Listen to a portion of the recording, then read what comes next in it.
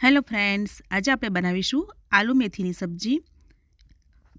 ખૂબ બધી મેથીનો ઉપયોગ કરવા છતાં સબ્જી બિલકુલ કડવી નહીં બને અને એકદમ સુપર ટેસ્ટી બનશે। તો જેના માટે આપણે એકદમ સરસ ઝીણી સુધારેલી મેથી લીધી છે, જેને મેં સરસ પાણીથી એકદમ છૂટા પાણીથી ધોઈ લીધી છે। અને આ રીતે મોટા મોટા કટ કરેલા ડાયસ કટ કરેલા આપણે બટાકા લઈશું, જેને મેં પાણીમાં રહેવા દીધા છે। આદુ, મરચાં અને લસણ અને સરસ ઝીણા ઝીણા કટ કરી લીધા છે, તે લઈશું। અને ઝીણી કટ કરેલી ડુંગળી લઈશું। મેથી મટર મલાઈ સબ્જીની રેસીપી આપણી ચેનલમાં છે, તો તેની લિંક હું ડિસ્ક્રિપ્શન બોક્સમાં આપી દઈશ। હવે એક કડાઈમાં તેલ લઈશું। તેલ થોડું ચડિયાતું લીધું છે। હવે આપણે તેમાં જે કટ કરીને તૈયાર રાખ્યા હતા બટાકા એ લઈશું અને આપણે બટાકાને તળી લઈશું। તો વચ્ચે વચ્ચે હલાવતા જવાનું છે અને આપણે બટાકાને તળતા જવાનું છે। તો તમે જોઈ શકો છો કે થોડા થોડા બટાકા તળાવા આવ્યા છે અને થોડા થોડા ક્રિસ્પી થયા છે બટાકા। હજી આપણે થોડીવાર માટે તેને કૂક કરીશું। આ સબ્જીમાં આપણે બટાકા તળીને લીધા હોવાથી એની ક્રિસ્પીનેસના કારણે આખો સબ્જીનો ટેસ્ટ ખૂબ જ સરસ આવે છે અને સાથે લીલી મેથીનો ઉપયોગ કર્યો હોવાથી બટાકા અને મેથીનું કોમ્બિનેશન ખૂબ જ સરસ લાગે છે। તો તમે જોઈ શકો છો કે બટાકાનો કલર એકદમ સરસ ચેન્જ થઈ ગયો છે અને એકદમ સરસ સોનેરી કલરના થઈ ગયા છે। તો હવે આપણે બટાકાને એક ડીશમાં સાઈડ પર કાઢી લઈશું। બટાકા હવે તળાઈને તૈયાર છે। બનાવવામાં બિલકુલ સિમ્પલ, ઘરના મસાલાથી બની જાય છે અને રોજિંદા શાક કરતાં થોડુંક અલગ, એટલે ઘરના બધા સભ્યોને પસંદ આવે એવી આ સબ્જી તૈયાર થશે। હવે એ જ તેલમાં આપણે મેથીને કૂક કરીશું। તો મેથી આપણે ધોઈને તૈયાર રાખી હતી, એ જ મેથી આપણે હવે ઉમેરીશું અને બધી મેથીને આપણે સરસ રીતે હલાવી લઈશું અને એ ખુલ્લી જ ચડવા દેવાની છે અને જ્યાં સુધી કૂક ના થાય ત્યાં સુધી આ રીતે ખુલ્લી કૂક કરીશું અને વચ્ચે વચ્ચે આપણે તેને હલાવતા રહીશું।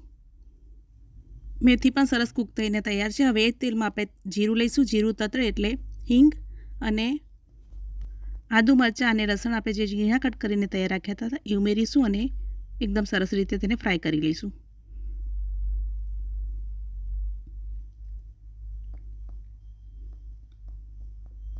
તો હવે આ આદુ, મરચાં, લસણ કૂક થઈને તૈયાર છે। હવે આપણે તેમાં ડુંગળી ઉમેરીશું। ડુંગળીને પણ આપણે સરસ રીતે સાતરી લઈશું। ડુંગળીનો કલર સરસ ચેન્જ થાય ત્યાં સુધી આપણે તેને સાતરીશું। અંદર આપણે મીઠું એડ કરીશું, જેના કારણે કુકિંગ પ્રોસેસ એકદમ ફાસ્ટ બનશે અને ડુંગળી એકદમ ઝડપથી સતરાઈ જશે।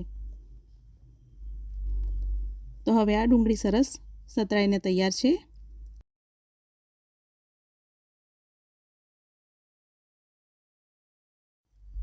તો હવે આપણે તેમાં જે બટાકા તળીને તૈયાર રાખ્યા હતા એ ઉમેરીશું અને બધું સરસ રીતે હલાવી લઈશું।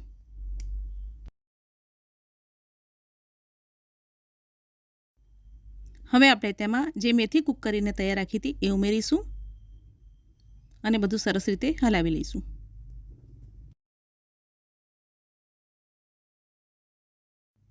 તો બધું સરસ મિક્સ થઈને તૈયાર છે। હવે આપણે તેમાં મસાલા કરીશું। તો લાલ મરચું પાવડર, ધાણા જીરું પાવડર, હળદર અને સ્વાદ પ્રમાણે મીઠું, બધું સરસ રીતે હલાવી લઈશું।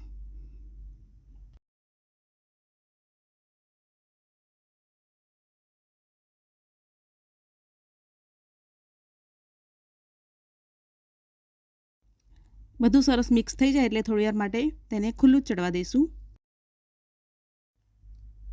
હવે આપણે તેમાં પંજાબી ગરમ મસાલો એડ કરીશું અને બધું સરસ રીતે હલાવી લઈશું અને 5 મિનિટ માટે આવી રીતે હલાવતા જઈશું અને સરસ રીતે કૂક કરતા જઈશું। તો હવે આ શાક બનીને તૈયાર છે। લાસ્ટમાં આપણે તેમાં કોથમીર ઉમેરી દઈશું। તો તમે જોઈ શકો છો એકદમ સરસ રીતે આપણું સરસ મજાનું શાક તૈયાર થયું છે। હવે આપણે લાસ્ટમાં લીલું લસણ ઉમેરીશું। તો તૈયાર છે આલુ મેથીની સબ્જી। જો તમને મારી રેસીપી પસંદ આવી હોય તો મારી ચેનલ ટેસ્ટ ઓફ વેજી ફૂડને લાઇક, શેર અને સબસ્ક્રાઈબ ચોક્કસથી કરજો।